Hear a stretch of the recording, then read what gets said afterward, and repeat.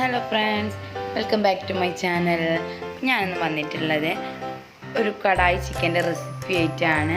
നല്ല ടേസ്റ്റി ആയിട്ടുള്ളൊരു കടായി ചിക്കൻ നമ്മൾ എങ്ങനെയാണ് തയ്യാറാക്കുന്നതെന്ന് നോക്കാം. അപ്പോൾ നമ്മുടെ ഫ്രൈഡ് റൈസുക്കും കുബൂസിലേക്കൊക്കെ നല്ല ടേസ്റ്റിയാണ്. അപ്പോൾ നമുക്കിത് പെട്ടെന്ന് തയ്യാറാക്കി നോക്കാം. ഞാനിപ്പോൾ ഒരു ബൗൾ എടുത്തിട്ടുണ്ട്. ഈ ബൗളിലേക്ക് ഞാൻ ഒരു സ്പൂൺ കോൺഫ്ലവർ ചേർക്കുന്നുണ്ട്. ഇനി ഞാൻ ഇതിലേക്ക് ഇടാൻ പോകുന്നത് 2 സ്പൂൺ മൈദയാണ്. 2 സ്പൂൺ മൈദ ഇട്ടതിന് ശേഷം നമുക്കിനി ഇതിലേക്ക് കുറച്ച് കുരുമുളക് പൊടി ഇട്ട് കൊടുക്കാം. ഒരു ടേബിൾ സ്പൂണോളം കുരുമുളക് പൊടിയും കൂടി നമുക്കൊന്ന് ചേർത്ത് കൊടുക്കാം. ഇനി ചിക്കനിലേക്ക് ആവശ്യത്തിനുള്ള ഉപ്പൂടെ ഒന്ന് ചേർത്ത് കൊടുക്കാം നമുക്ക്. ഇനി നമ്മുടെ ഈ മസാലയിലേക്ക് കുറച്ച് ഇഞ്ചി വെളുത്തുള്ളി പേസ്റ്റ് ചതച്ചതോടെ ഒന്ന് ചേർത്ത് കൊടുക്കാം. ഇനി ഇതിലേക്ക് ഞാൻ മുട്ടയുടെ വെള്ള മാത്രം പൊട്ടിച്ചൊഴിച്ച് കൊടുക്കുന്നുണ്ട്. ഒരു മുട്ടയുടെ വെള്ളം മാത്രം മതിയാകും. ഇനി നമുക്ക് ഇതിലേക്ക് വേണമെന്നുണ്ടെങ്കിൽ കുറച്ച് വെള്ളം കൂടെ ഒന്ന് ചേർത്ത് കൊടുക്കാം. നമുക്കിതൊന്ന് പേസ്റ്റ് രൂപത്തിലായി കിട്ടാൻ വേണ്ടിയുള്ള വെള്ളം ആവശ്യത്തിന് മതിയും. അപ്പോൾ ഇതെല്ലാം കൂടി നമുക്ക് കൈ വെച്ചിട്ട് നന്നായിട്ടൊന്ന് കുഴക്കണം. അതിന് കുറച്ച് മുമ്പായിട്ട് ഞാൻ 1 സ്പൂണ് സോയാ സോസ് കൂടെ ചേർത്ത് കൊടുത്തിട്ടുണ്ട്. അപ്പോൾ എല്ലാം കൂടെ നന്നായിട്ട് കൈ വെച്ചിട്ടൊന്ന് കുഴച്ചെടുക്കാം.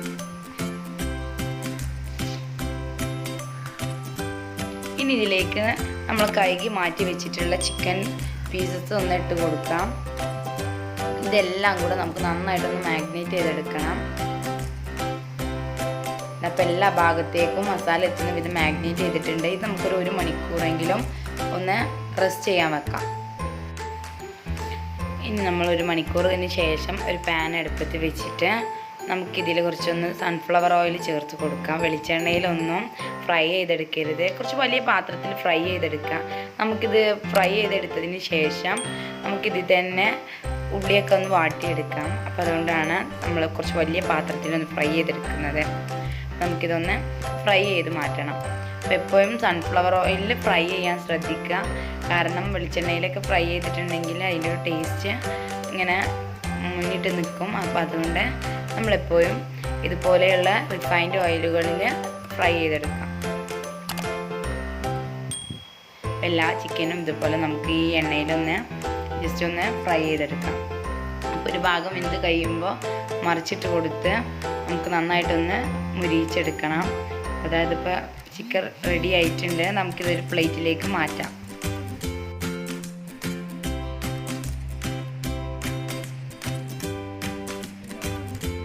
നമ്മളിപ്പോൾ പൊരിച്ച് വെച്ചിട്ടുള്ള ചിക്കനൊക്കെ ഒരു പ്ലേറ്റിലേക്ക് മാറ്റിയിട്ടുണ്ട്. ഇനി ഇതുപോലെ നമുക്ക് ബാക്കിയുള്ളതോടെ ഒന്ന് പൊരിച്ചെടുക്കണം.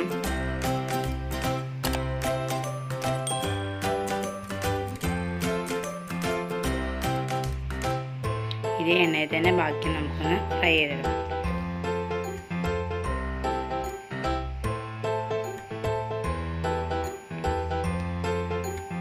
നമ്മൾ ഫ്രൈ ചെയ്യുന്ന സമയത്ത് ഒരുപാട് എണ്ണയൊന്നും ചിലവാകുന്നില്ല. കുറഞ്ഞ എണ്ണയിലാണ് നമ്മളിതൊന്ന് ഫ്രൈ ചെയ്തെടുത്തിട്ടുള്ളത്.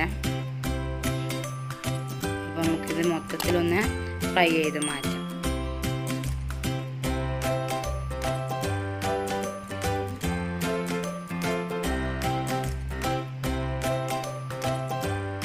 അപ്പോൾ ഇത് മൊത്തം ചിക്കൻ നമ്മളൊന്ന് ഫ്രൈ ചെയ്തെടുത്തിട്ടുണ്ട്. ഇനി ഇത് നമുക്ക് മാറ്റി വെക്കാം. അതിനുശേഷം നമ്മൾ ഫ്രൈ ചെയ്തിട്ടുള്ള അതേ പാത്രത്തിൽ കുറച്ചുകൂടെ ഓയിൽ ഒഴിച്ച് കൊടുക്കാം. നമുക്ക് ആവശ്യത്തിനുള്ള ബാക്കി വെജിറ്റബിൾസ് നമ്മൾ ഇതിൽ വെച്ചിട്ട് ഒന്ന് സോക്ക് ചെയ്തെടുക്കണം. അപ്പോൾ അതിന് വേണ്ടിയിട്ട് ഞാൻ കുറച്ച് ഇഞ്ചി വെളുത്തുള്ളിയും ചെറുതായിട്ട് അരിഞ്ഞതൊന്ന് ചേർത്ത് കൊടുത്തിട്ടുണ്ട്. അത് നമുക്ക് നന്നായിട്ടൊന്ന് വഴറ്റിയെടുക്കണം. ഇഞ്ചി വെളുത്തുള്ളി വഴറ്റി വരുന്ന സമയത്ത് നമുക്ക് ഇതിലേക്ക് ക്യൂബായിട്ട് അരിഞ്ഞിട്ടുള്ള സവാള ചേർത്ത് കൊടുക്കാം. ഞാനിപ്പോൾ ഒരു വലിയ സവാളയാണ് എടുത്തിട്ടുള്ളത്. അപ്പോൾ നിങ്ങൾ ഒരു ചെറിയ സവാളയാണ് എടുക്കുന്നതെന്നുണ്ടെങ്കിൽ 2 എണ്ണമെങ്കിലും ചേർത്ത് കൊടുക്കുക. കുറച്ച് കട്ടിയിൽ ക്യൂബായിട്ട് അരിഞ്ഞ് ചേർക്കുന്നതാണ് എപ്പോഴും കടായിക്ക് ടേസ്റ്റ്. സവാള ഒന്ന് വഴറ്റി വരുന്ന സമയത്ത് നമുക്കിതിലേക്ക് ക്യാപ്സിക്കം ക്യൂബായിട്ട് അരിഞ്ഞ് ചേർത്ത് കൊടുക്കാം. നമ്മുടെ വെജിറ്റബിൾസ് ഒന്നും ഒരുപാടൊന്നും കുക്ക് ചെയ്യുന്നില്ല, ജസ്റ്റ് ഒന്ന് സോക്ക് ചെയ്തെടുക്കുന്നുള്ളൂ. ചെറിയ രീതിയിലൊന്ന് നമ്മളൊന്ന് കുക്ക് ചെയ്തെടുത്താൽ മതിയാകും.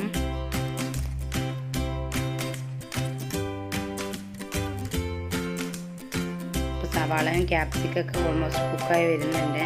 ഈ സമയത്ത് നമുക്കിതിലേക്ക് ആവശ്യമായിട്ടുള്ള സോസുകൾ ചേർത്ത് കൊടുക്കാം. ഞാനിപ്പോൾ 2 ടേബിൾ സ്പൂൺ ടൊമാറ്റോ സോസ് ചേർത്ത് കൊടുത്തിട്ടുണ്ട്.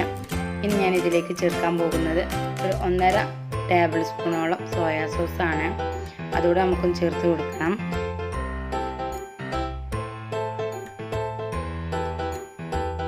ഇനി ഇതിലേക്ക് നമുക്ക് ആവശ്യത്തിന് വേണമെന്നുണ്ടെങ്കിൽ ചില്ലി പേസ്റ്റ് ഇട്ട് കൊടുക്കാം. നമ്മുടെ കയ്യിലിപ്പോൾ ചില്ലി പേസ്റ്റ് ഇല്ലാത്തത് കൊണ്ട് ഞാൻ കുറച്ച് മുളക് പൊടിയാണ് ഇട്ട് കൊടുക്കുന്നത്. അപ്പോൾ ചില്ലി പേസ്റ്റ് ഉള്ളവർ ചില്ലി പേസ്റ്റ് ഇട്ട് കൊടുക്കാം. അല്ലാത്തവർക്ക് വേണമെന്നുണ്ടെങ്കിൽ ഒരു നുള്ള് മുളക് പൊടിയോടെ ഇട്ട് കൊടുക്കാം. ഇതെല്ലാം കൂടി നമുക്ക് നന്നായിട്ടൊന്ന് മിക്സ് ചെയ്യണം.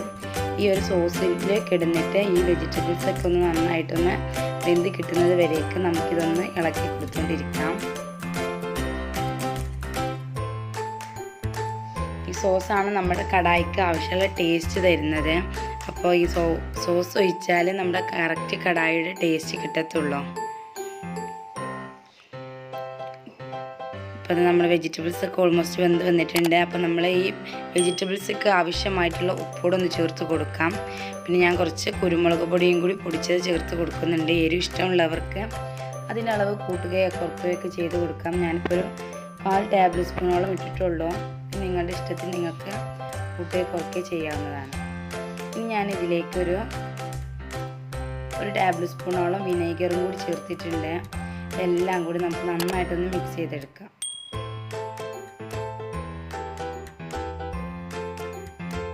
ഇതെല്ലാം കൂടെ നന്നായിട്ടൊന്ന് കുക്കായി വന്നിട്ടുണ്ട്. ഈ സമയത്ത് ഞാൻ ഇതിലേക്കൊരു നുള്ള് പഞ്ചസാരയോടെ ചേർത്ത് കൊടുക്കുന്നുണ്ട്. ഇതിൻ്റെ എരിവൊക്കെ ഒന്ന് ബാലൻസ് ചെയ്യാൻ വേണ്ടിയിട്ടാണ്. ഇതൊരു പ്രത്യേക ടേസ്റ്റാണ്. ചെറിയ രീതിയിലൊരു മധുരം ഉണ്ടാക്കുമ്പോൾ അപ്പോൾ ഒരു നുള്ള് പഞ്ചസാരയോടെ ചേർത്ത് കൊടുക്കും. ഇതിലേക്ക് ഞാനൊരു 1/4 കപ്പോളം വെള്ളം ഒഴിച്ച് കൊടുക്കുന്നുണ്ട്. ഇത് ജസ്റ്റ് ഒന്ന് വെന്ത് കിട്ടാൻ വേണ്ടിയിട്ടാണ്, ഒരു ഗ്രേവിക്ക് വേണ്ടിയിട്ട്. നമുക്ക് ഈ വെള്ളം കൂടെ ഒഴിച്ച് നന്നായിട്ടൊന്ന് മിക്സ് ചെയ്തെടുക്കാം. ഇത് വെന്ത് വരുന്ന സമയത്ത് നമുക്കൊരു ബൗളിൽ 2 ടേബിൾ സ്പൂൺ കോൺഫ്ലവർ എടുത്തതിന് ശേഷം അതിലേക്ക് കുറച്ച് വെള്ളം ഒഴിച്ച് നമുക്ക് നന്നായിട്ടൊന്ന് മിക്സ് ചെയ്ത് ഇതിലേക്ക് ഒഴിച്ച് കൊടുക്കാം. ഈ കോൺഫ്ലവർ ഒഴിച്ചെടുക്കുമ്പോൾ ലോ ഫ്ലെയിമിലിട്ടിട്ട് ഒഴിച്ച് കൊടുക്കട്ടോ. ഇത് നന്നായിട്ടൊന്ന് മിക്സ് ചെയ്തെടുക്കണം. അപ്പം നല്ലൊരു തിക്കായിട്ടുള്ള ഗ്രേവിയായി മാറും.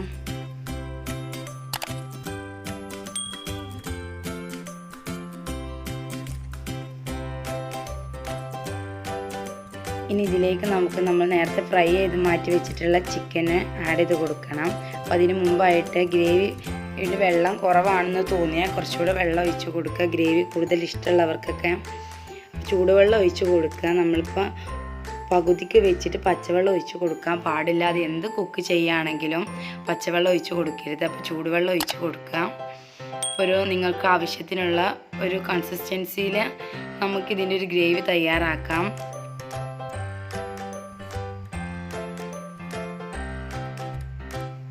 ഇനി നമുക്ക് ഇതിലേക്ക് നേരത്തെ ഫ്രൈ ചെയ്ത ചിക്കനോട് ചേർത്ത് കൊടുക്കാം.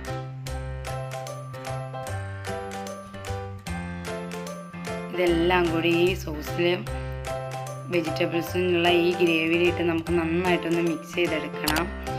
ചിക്കനിൽ ഈ ഗ്രേവിയും സോസൊക്കെ നന്നായിട്ട് പിടിക്കുന്നത് വരേക്ക് നന്നായിട്ടൊന്ന് മിക്സ് ചെയ്തെടുക്കാം.